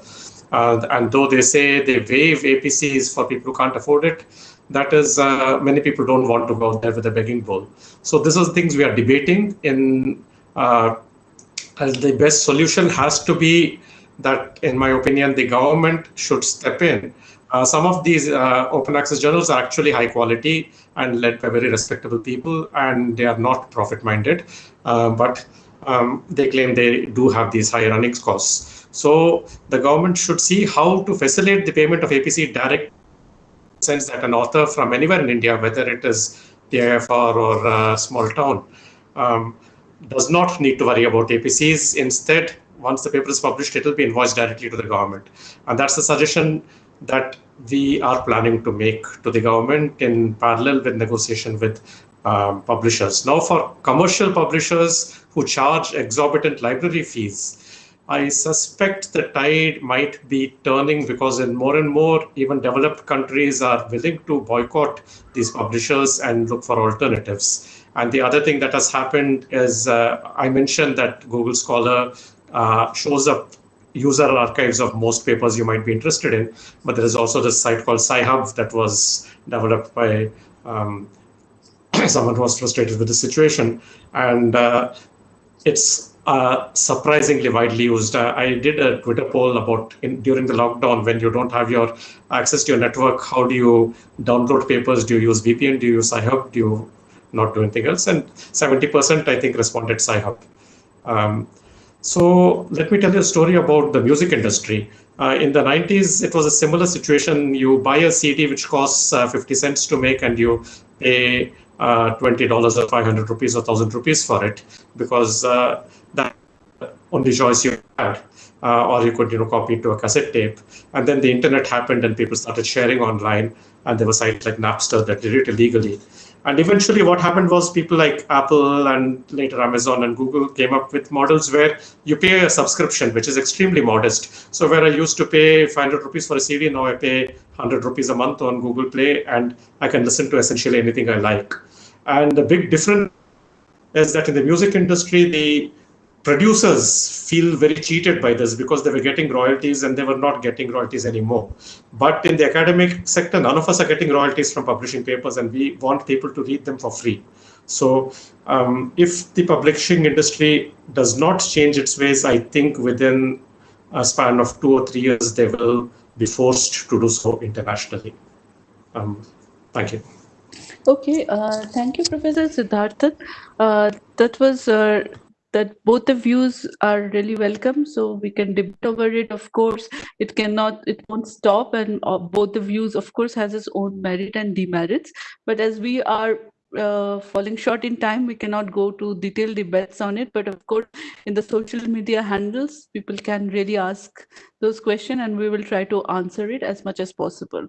So here, I will now like to go to Purnima, but before that, I would like to make a comment which came in social media, which I think it's a good point, which Dr. Asad Sahir made this point, but he had not mentioned his place.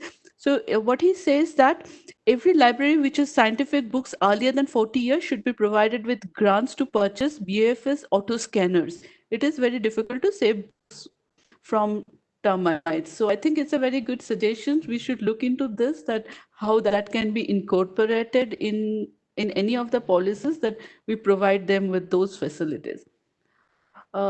Okay, now I have a question for Purnima, with which I would also like her to make her concluding remarks. So the question here is that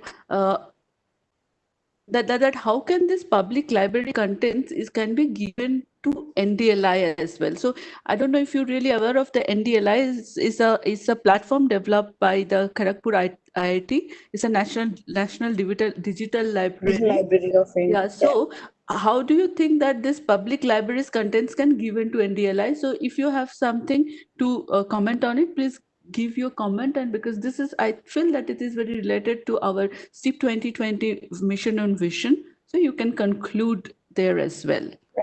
Please, there is something called OPAC, which is Open Public Access Catalogs, which all libraries should ideally develop. There is that carries an element of putting your catalog online and making it open access. And generally, a lot of public libraries, especially in the West, you will find that they are following these guidelines or this facility of OPAC. So I think if more and more public libraries are encouraged, there is a technological aspect to it. There are certain softwares that facilitate the creation of OPAC, and there are also there is a way in which databases are curated. Each library will have their own reasons for cataloging and creating their collection or creating their database, and they will all have their unique OPACs. So, for example, if our library project, develops its OPAC, then anybody who is doing similar work with similar demographics as us, where our members share similar concerns, they can easily access our catalog and can take away whatever meaningful information they need to then fuel their libraries. So that's one way to really do it. And in fact, one of our projects which we have at the library is called the Community Library Network, by which we are forming a collective of free public libraries across India, mostly NGOs, because we need that support as non-government organizations. And the idea is to encourage and change the culture so that also we are ready to open up our catalogs. But the long and short of answer is that. And I'll also just would like to close this to say again, thank you very much for inviting. Like initially I had thought that perhaps our concerns would be a misfit on this platform, but I do feel it is very important, especially for people who are really looking forward to Indian science growing and Indian innovation growing and self-reliance in our technological growth. It's very important that we don't forget where scientific thinking begins. And when we start thinking about where scientific thinking and that spirit of information starts, as somebody said, that sometimes innovation is a social endeavor. So if we can keep coming back to those social aspects and give proper weight to how powerful libraries can be when they are made free and easily accessible, then we can really kind of crack how to encourage innovation from and make it a diverse and inclusive space, and kind of break the hegemony of like if there are any elite spaces around innovation. So thank you so much for giving me the opportunity. I'll sign off. Thanks a lot, Purnima. It was really refreshing to hear a view of a community librarian, because we are all sitting here and talking about hardcore science, but to reach here, the children's need access to resources, the knowledge, and you are facilitating this. So it's a really commendable job. Thanks, Purnima. Thanks a lot for coming here. So now I will like a concluding remarks from Dr. Alka Suri. Before going to that, I will like to mention that we have certain remarks from Dr. Somana Datta from University of Rajasthan, and asking about that how we can that there are a lot of data which our NGOs are generating on the terms of the research data. So how do we can this data, how we can store, because this is also very well correlated to the STIP 2020 and what are the discussion of the thematic group is happening. So I would like a concluding remark from Alka Suri with this remarks from this person from Rajasthan. Over to you, Dr. Suri.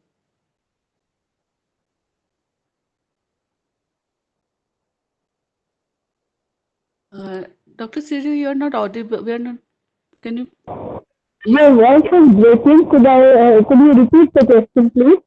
Oh, okay, so the question was actually about there are a lot of data is generated by NGOs. So we need to kind of take those data into account and have a repository for those data, so that it can be used for further research purpose and all. So in the context of STIP 20, how do you conclude this? This is a very valid thing. Data is not at all curated right now. There is no policy in India, and it is not being curated.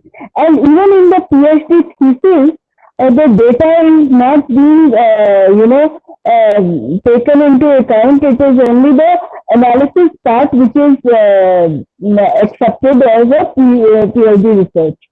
So, in my opinion, we need to have a central platform. We have been thinking about having a central process, so where the data also can be, it can be curated, it can be given a DOI kind of a number and registered, so that the data is there for users, and if somebody else wants to use the data, they can, they no longer have to reinvent the wheel, and they will use the same data and give the credit to the person who generated that data. This is very important that we curate data sets also, and we publish all the data which is generated through public funded research, and as publication needs to be put on in a repository, data also needs to be put in the repository. We need to have public funded funding agencies also to report that they have funded to so and so agencies who have made so and so facilities, which facilities can be shared amongst the community in this. And here, while talking about open access, when this pandemic happened, many of the publishers, they opened their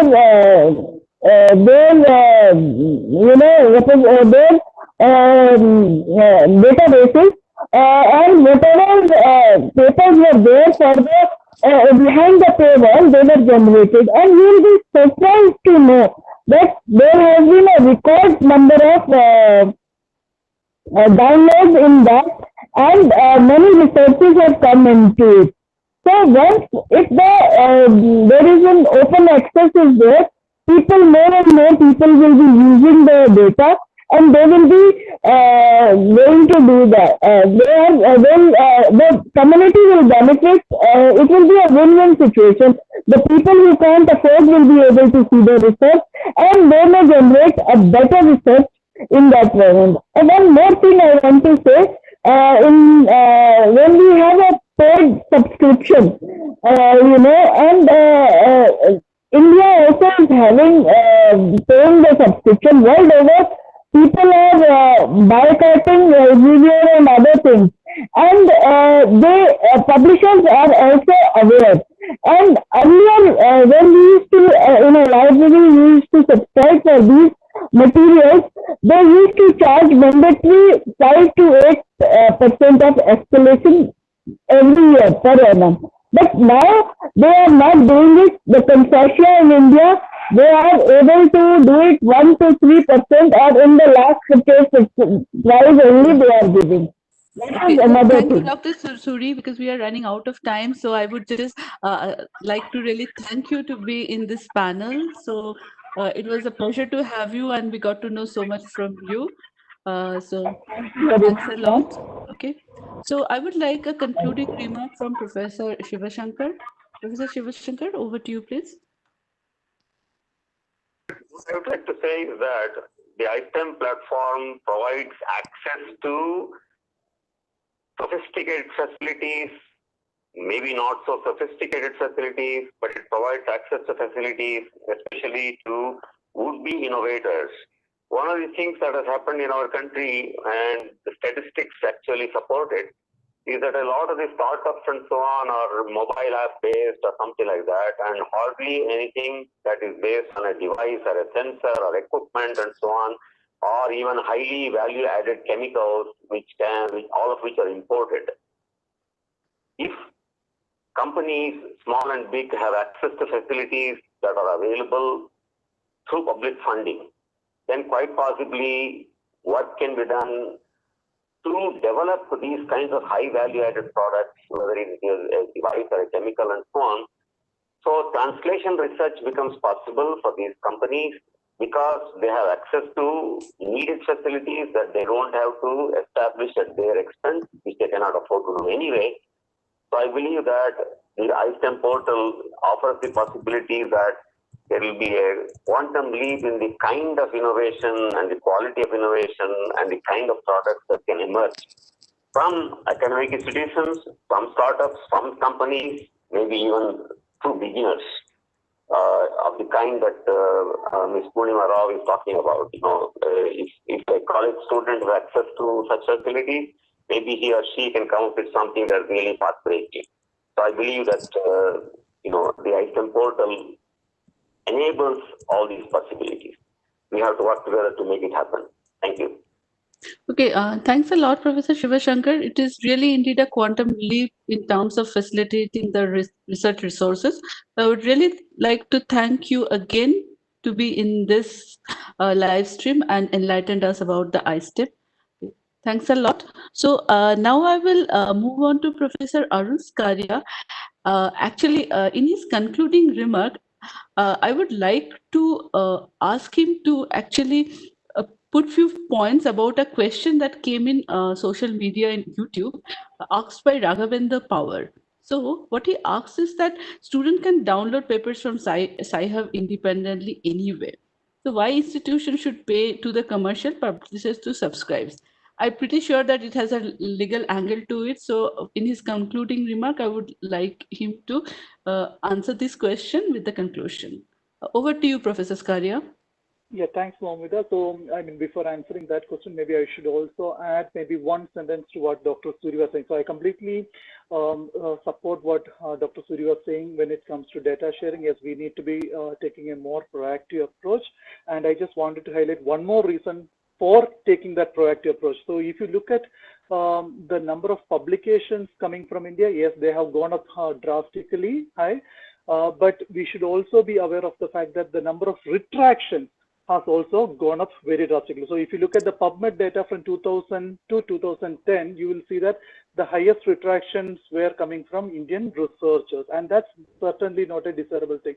So if you want to address important issues like that, we need to actively promote data sharing, or rather mandate data sharing. So I think I just wanted to add that aspect also there. And now coming to the question posed by Mr. Raghavendra, very interesting question. The only answer I can say is Sci-Hub, at least as per our copyright law, most of the publications which is being shared through SciHub might be infringing the copyright of others.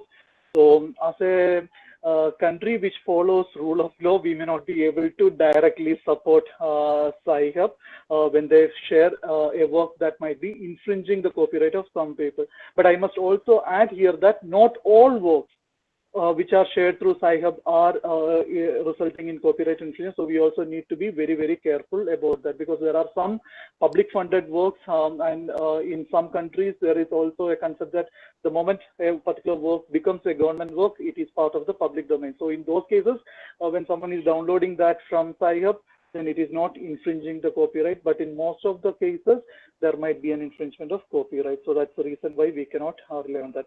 So with this, yes, I should also thank Moumita, Anup, and all the organizers for this wonderful session. And I hope that we will be able to continue the discussions over social media as well as email. Thank you so much. Thanks a lot, Professor Scaria, for giving us the legal aspects of the sharing, because of course, as a researcher, when we want to share something, we are scared that whether we should share, but if the publisher can sue us and all. So it is very nice to hear from you that we are legally sound in many aspects. So I would like to ask the final concluding remark from Professor Siddharthan before we end this session. Okay, over to you, Professor Siddharthan. Sorry, I'm waiting for a question to accompany the concluding remarks. I guess we've covered quite a lot of ground in this, and I must thank all of you, with Anup and Jawaharlal and everybody, as well as all the panelists, and above all the people who have been contributing questions, and keep them coming. So these are questions to which the world is trying to get answers, and my feeling is the world is moving more and more towards openness. In my, I mentioned starting out in the 90s, and it's a completely different world now. And so let's be optimistic, and at the same time, let's try and pressure the system to get things done. Thank you very much. Yeah, thanks a lot, Professor Siddharthan, to be part of it. It was really a very fruitful discussion, and I hope that all the audience here also got a really good knowledge about how to share, where to share, and what to expect from the STIP 2020. And of course, if anyone has any more questions, please use our social media handles to post your question. We will try as much as possible to answer it. So at the end, I would really like to ask our other moderator, Anup, to conclude it. Anup, are you here? Over to you. Thank you, Moumita, and thank you all the panelists. I take this opportunity to thank our panelists, Professor Shivashankar, Professor Arul Scaria, Professor Rahul Siddharthan, Dr. Alka Suri, and Ms. Purnima Rao for taking the time for the panel discussion. So this discussion would not have been fruitful without the enthusiastic participation of our audience, who do not only took their time out to attend this event, but asked many great questions. And some of the recommendations also they have suggested for STIP 2020.